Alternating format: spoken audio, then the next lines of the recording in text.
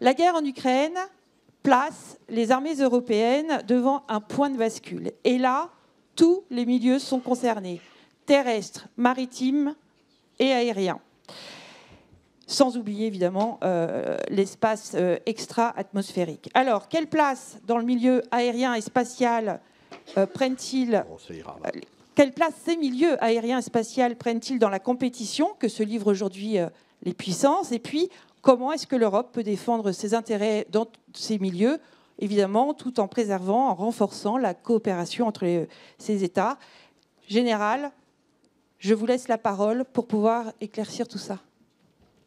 Merci bien pour ces mots d'introduction. Je suis évidemment ravi de passer un petit moment avec vous ce matin, avec un panel d'intervention dans les 2 jours à venir qui va être assez important. Donc, je vais essayer de ne pas tout défricher dès la première conférence et vous laisser découvrir d'autres choses dans les différentes interventions. En fait, pour ma prise de parole ce matin, j'ai pris le parti que vous étiez tous familiers avec l'état du monde actuel et les menaces qui s'y développent, telles que le chef d'état-major des armées, dans son introduction il y a quelques instants, a pu y faire référence. En fait, on constate un retour au réalisme des relations internationales, avec 2 principes qui sous-tendent le fonctionnement entre les nations. Le premier principe, c'est le droit et l'intermède des forces, selon les mots de Paul Valéry. Le second est qu'un État n'a pas d'amis, il n'a que des intérêts. Dans ce contexte, on est en droit de s'interroger sur la place des alliances, et notamment celle de l'Europe, et c'est tout l'objet de ces 2 journées de réflexion et d'échange à l'école militaire. Je vous propose, dans une première partie de mon intervention, de revenir sur l'apport de la puissance aérienne et spatiale française à la solidarité stratégique européenne, avant de tracer quelques perspectives pour le futur. Alors, comme toujours, il faut bien définir le sens des mots que l'on emploie afin que le raisonnement puisse éclairer la compréhension de tous. Tout d'abord, qu'est-ce que la puissance aérienne et spatiale? Alors, pour y répondre, je partirai de la définition de puissance que donne Raymond Aron dans Paix et guerre entre les nations.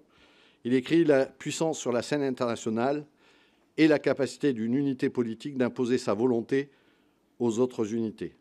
Je dirais donc que la puissance aérienne et spatiale est la capacité qui contribue à imposer une volonté politique à l'aide des espaces aériens et extra-atmosphériques. Ensuite, qu'est-ce que la solidarité stratégique européenne? Alors là, c'est un peu plus délicat parce que les termes solidarité et stratégique peuvent de prime abord, je dis bien de prime abord, paraître antinomiques puisque stratégique rime avec intérêt national. Cette opposition présumée s'efface pourtant lorsque l'on considère que les destins de l'Europe et de chacune des nations qui la composent sont intimement liés. Dès lors, il est légitime de penser que l'on peut être solidaire entre Européens, alors même que l'on considère l'emploi de la force. Alors maintenant, quel est le lien entre les deux? Eh bien, c'est l'armée de l'air et de l'espace. Car un de ses rôles, c'est de transformer ses forces aériennes et spatiales en puissance, au service de son pays, évidemment, la France, mais aussi de ses alliances et de ses partenaires. Très concrètement, que fait l'armée de l'air et de l'espace aujourd'hui pour la solidarité stratégique européenne? Alors, la liste des activités en la matière est longue et je ne voudrais pas dresser un catalogue qui serait nécessairement incomplet, mais je classerai ces actions en 3 catégories. Bâtir la confiance mutuelle, mener une préparation opérationnelle commune, s'engager ensemble en opération. En termes de relations bilatérales, un élément fondamental est la proximité des chefs d'état-major européens eux-mêmes. Saint-Exupéry écrivait qu'une communauté est un réseau de liens qui fait devenir. La solidarité stratégique européenne repose donc avant tout sur la richesse des liens qu'entretiennent les autorités militaires entre elles, ce qui permet d'être efficace et réactif.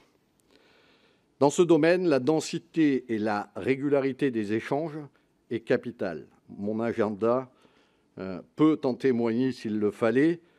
Depuis le début de l'année, je me suis rendu en Belgique, en Lituanie, en Allemagne pour rencontrer mes homologues. J'ai reçu il y a 10 jours le chef de l'Aeronautica Militare pour une visite officielle au cours de laquelle je lui ai remis la Légion d'honneur. Hier soir encore, j'étais en communication téléphonique avec mon homologue britannique. Bref, les rendez-vous sont réguliers. Il ne se passe pas une journée, presque, sans que j'ai un échange avec un de mes homologues. Il existe aussi des occasions particulières où nous nous rassemblons tous pour échanger sur les problématiques du moment. C'est le cas en particulier de l'EURAC, l'European Air Chief Conference, qui a lieu une fois par an. Et en 2023, la France accueillait pour la première fois de l'histoire l'EURAC à Bordeaux et à Mont-de-Marsan. Cette confiance mutuelle se retrouve également dans la création de structures de commandement communes telles que l'EATC, European Air Transport Command à Eindhoven. C'est une initiative qui a été initiée par la France, l'Allemagne, la Belgique et les Pays-Bas en 2010. Ce commandement multinational rassemble aujourd'hui 7 pays. Aux 4 premiers cités se sont ajoutés depuis le Luxembourg, l'Italie et l'Espagne.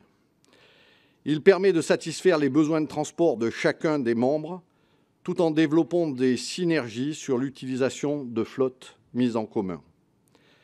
Dans ce cadre, il est fréquent qu'un A400M français décolle des 4 coins du monde pour acheminer du matériel allemand ou néerlandais, et réciproquement, bien sûr. Aujourd'hui, l'EATC gère plus de 150 appareils et réalise en moyenne 50 missions par jour. La confiance mutuelle se retrouve également jusqu'à l'échelon de mise en œuvre, c'est-à-dire au niveau de l'escadron. J'en veux pour preuve l'escadron de transport binational franco-allemand sur C-130J, basé à Évreux. Le principe qui a été retenu, c'est que les personnels soient interchangeables, les matériels également. Et nous construisons cette capacité. Ainsi, l'expertise des Français en manœuvre tactique, celle des Allemands en organisation, s'associent pour tirer le meilleur parti des 2 nations et augmenter les capacités de mission opérationnelle de transport tactique de chaque armée et, in fine, des Européens. Ces quelques exemples concernent le milieu aérien, mais évidemment le milieu spatial est tout autant concerné. Depuis l'origine de l'observation image, depuis l'espace, la France entretient des partenariats européens. C'était le cas pour Helios déjà, c'est le cas pour CSO, avec la France, l'Allemagne, la Belgique, l'Italie, la Suède et la Suisse.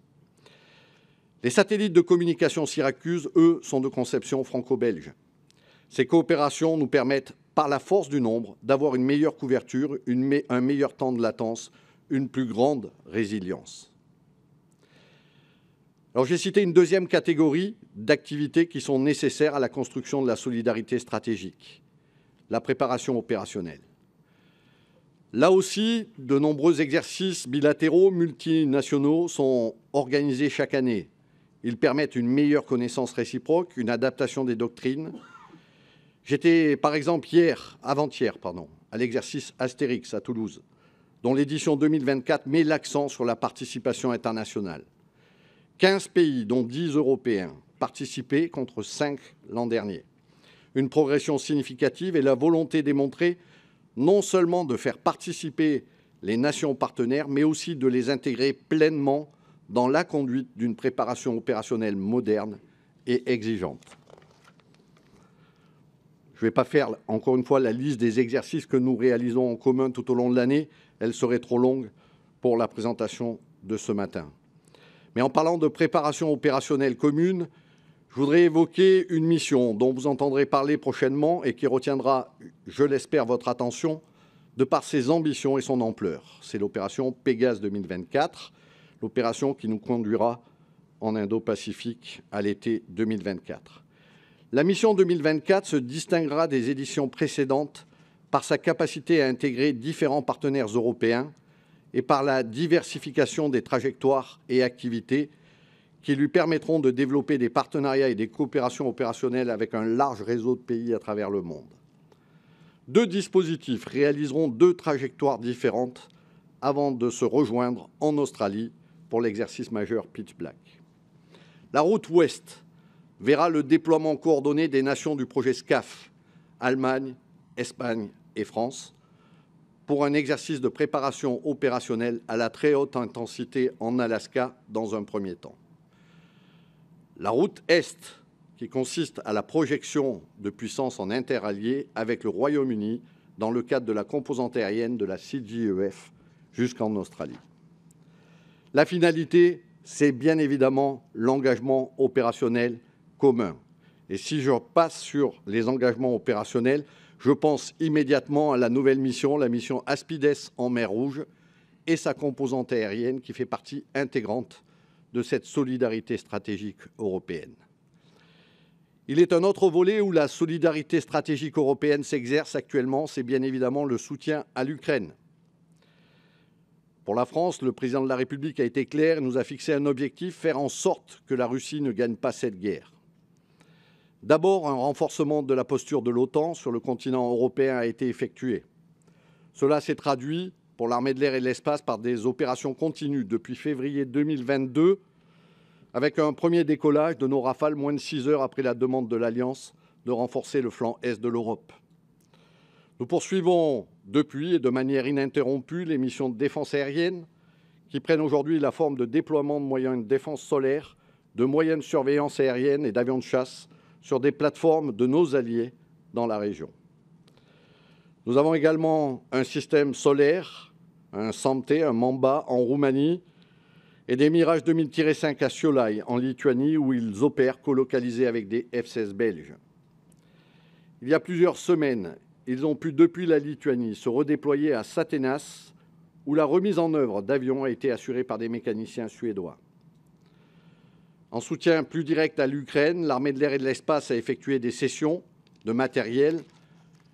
J'y reviendrai éventuellement dans des questions. Elle s'investit en parallèle dans les formations de militaires ukrainiens. Et la contribution aérienne et spatiale de la France au soutien de l'Ukraine n'est pas isolée. Elle s'additionne aux actions menées au même moment par d'autres pays européens, le tout manifestant la solidarité stratégique européenne.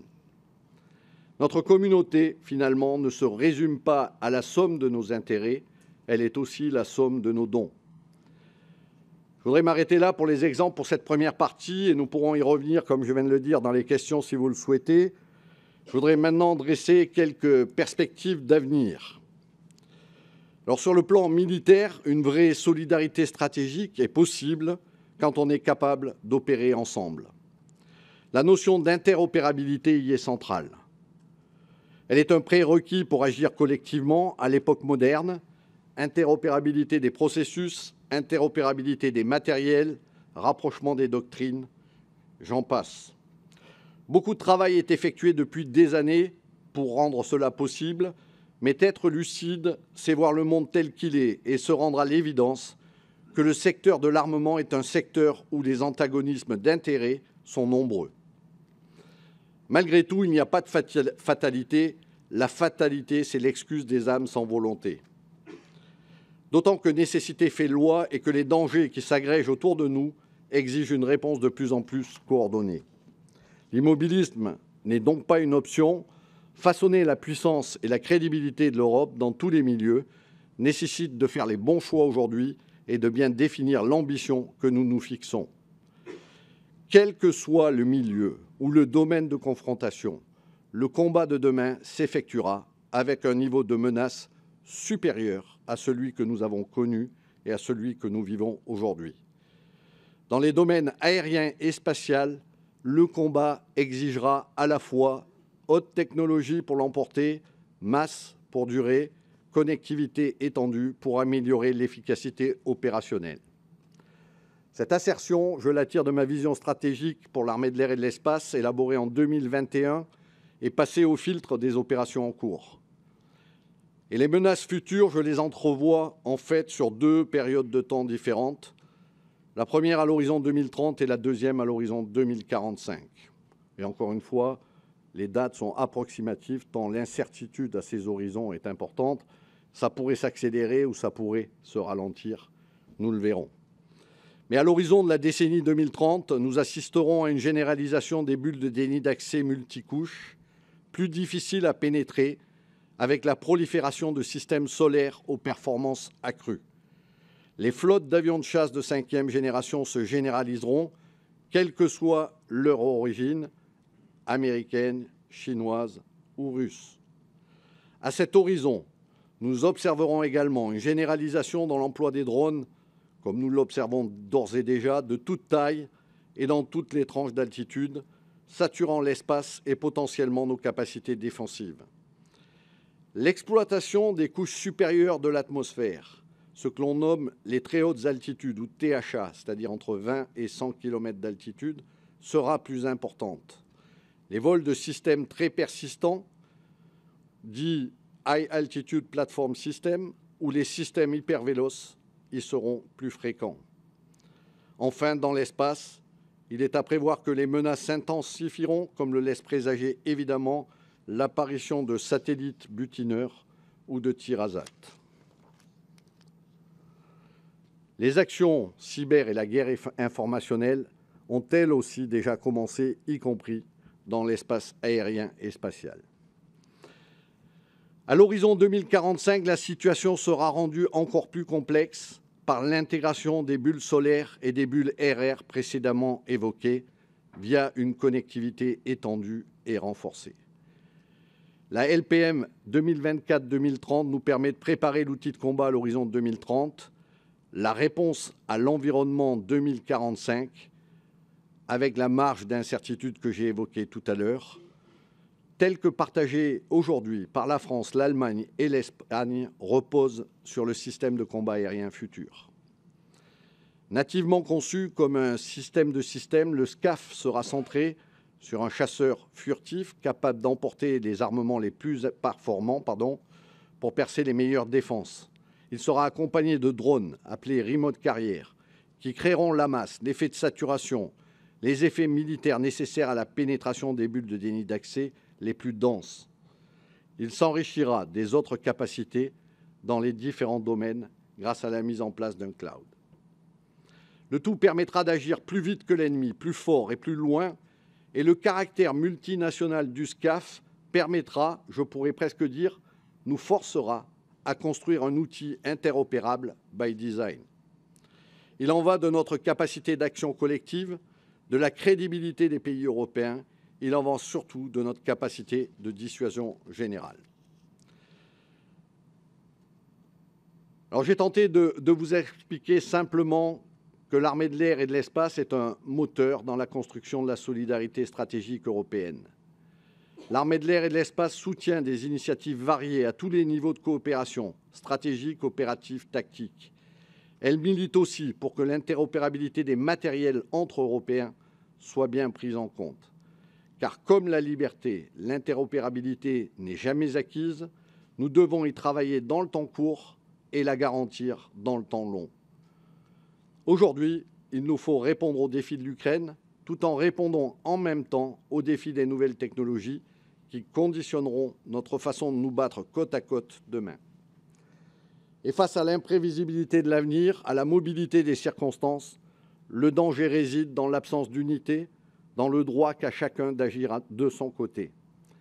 En Europe, nos puissances aériennes et spatiales respectives sont comme une mosaïque. Chaque pierre a sa couleur et sa forme propre. L'ensemble donne une figure. Et le ciment entre ces pierres, il est évidemment politique. Sans volonté politique, nos armes ne resteront que des briques. Mon travail est de rendre les choses possibles. Voilà ce que j'avais à vous dire ce matin. Merci de votre attention. Je suis évidemment prêt à répondre à quelques questions pour cette première intervention.